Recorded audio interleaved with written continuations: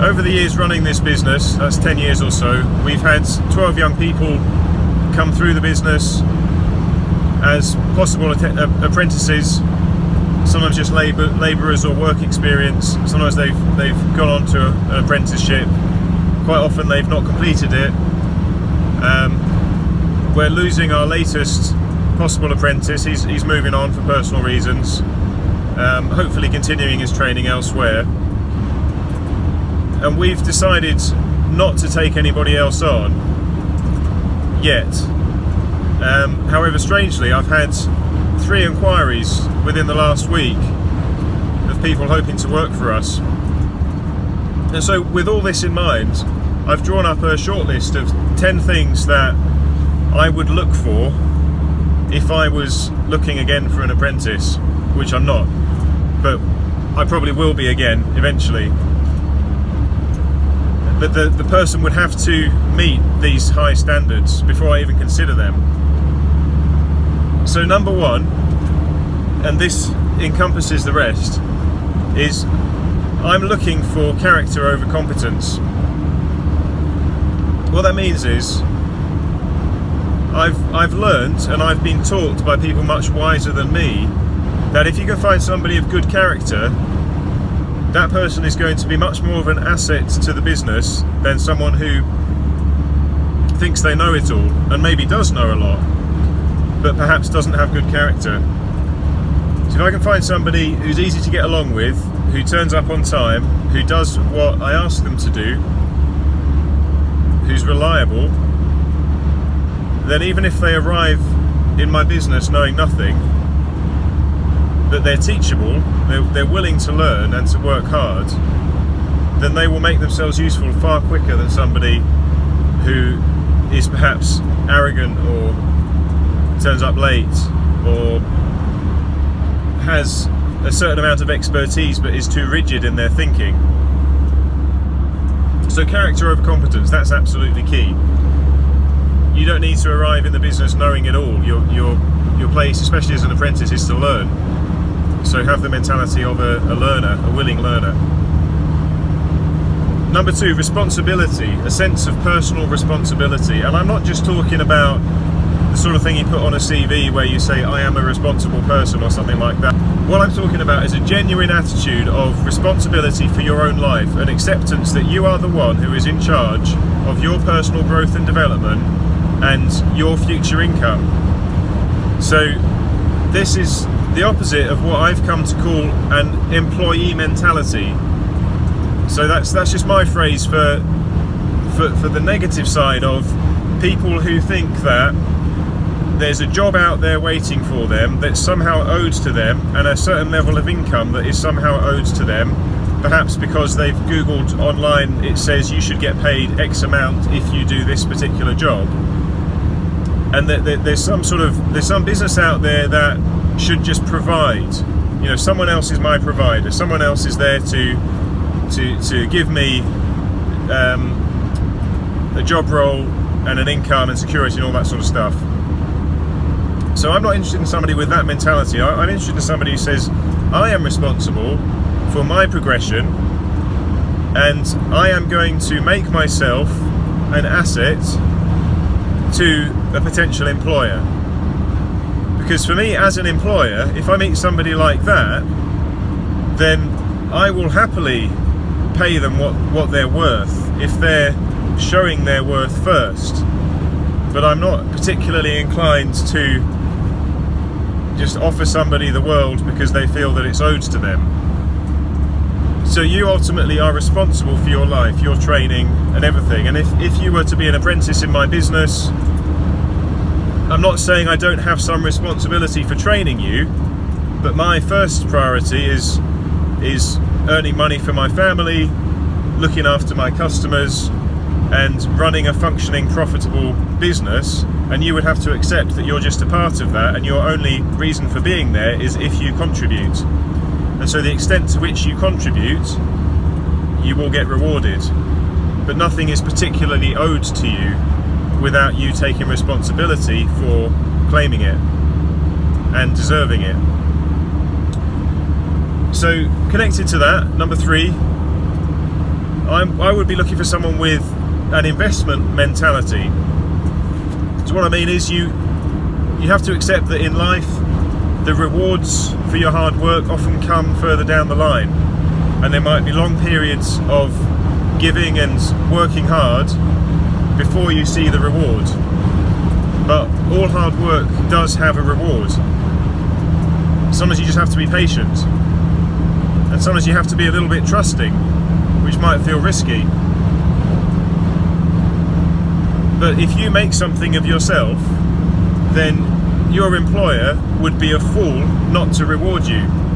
And you really can't lose. If you have an investment mentality, you can't lose, because if you constantly develop and invest in yourself, so that's self-education, that's just keeping your mind switched on, that's not just spending your money on rubbish, it's saying, well, maybe even now as an apprentice I could start saving up for my own tool set. It's putting the limited resources that you now have into something that's going to grow, instead of just frittering it away, whether it's your time, your money, your skills, whatever. If you take that attitude, you can't lose, because either the person you're working for now will see how valuable you are and reward you accordingly eventually when they can afford it, when you're making enough money for them that the money's there to pay you, or if that person is just taking advantage, you still can't lose, because you've still bettered yourself, and then you're in a position to say, well, I'm off to this other place that might treat me better. So you can't lose. Take responsibility and invest in yourself. So number 4, definiteness of purpose, or definite major purpose. I'm going to mention to you a couple of books which I suggest that you read if you're somebody looking for work.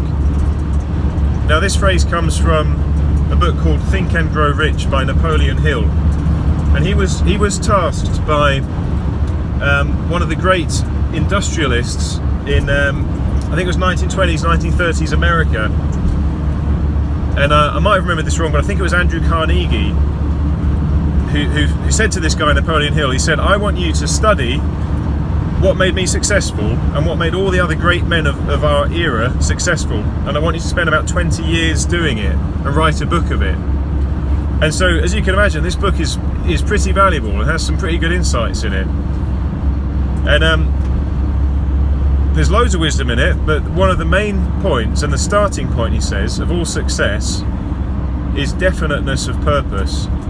Knowing where you're going, or at least choosing where you're going, and having the courage to say, this is what I want and where I want to get to, and pressing through despite all obstacles. If you have that, then you're bound to succeed, and you're likely to waste a lot less time. So for example, if you come to me hoping to get an apprenticeship and you have a definiteness of purpose that you want to end up being a fine cabinet maker, making, I don't know,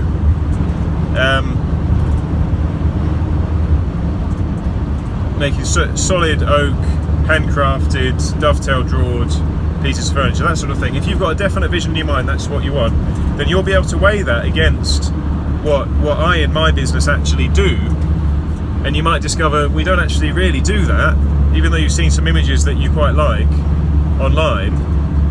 We might never help you get to where you want to go, and so you'll be able to discount us and we'll be able to discount you. If you are just idealistic and have some kind of very vague idea if you might want to do woodwork, but you haven't clarified it yet, and you see some good things about our business online, you think, oh, I'd love to work for them, but you're not quite sure, then we take you on, and then you start to realise actually this isn't quite the sort of work you want to do. It's just a total waste of time for everybody, really. But equally, if you've got a definite purpose, and perhaps my business doesn't totally fit where you want to go, but you can see it as a stepping stone, or 90% there, or it'll give you the skills you'll need to eventually get there, or even you're someone with enough vision that you could say to me, I could bring something to your business. I could see myself helping your business grow into something different. That would be an impressive young person. and it might not fit with what I want, but we can have the discussion. So what I'm saying is, if you have definiteness of purpose, then you have like a hook to hang everything on. You have something to judge every decision by, and you can judge how the decision you make is going to get you to your purpose. If you're just floating about, you will continue to float about. If you're aiming for nothing, you will get nothing. So point number 5, persistence, and that's related to definiteness of purpose. Over the years I've had lots of potential apprentices contact me, and very often I'm not looking for somebody, but the very rare few of them who continue to contact me, even if I've ignored them or rebuffed them, they're always the ones that impress me, and they're the ones that I think, okay, I'm gonna keep this guy's details on file because there's something about him or her. And just on that point, we did have a very impressive female potential candidate who we almost took on. So persistence, stick at it. You've probably heard the stories of famous authors, bands like the Beatles, who they had loads of knockbacks early on. It's hard to imagine now. How could people of such talent get knocked back? Well, you have to prove yourself, and sometimes people just don't know yet how great you are, and you have to believe enough in yourself to keep persisting even when the door seems closed. I mean, there's that phrase, isn't there? Good things come to those who wait. Well, actually, good things come a little bit quicker to those who ask and knock, and the door gets open to them. So be the person who keeps persisting, who keeps asking, not rudely, but politely and firmly and persistently.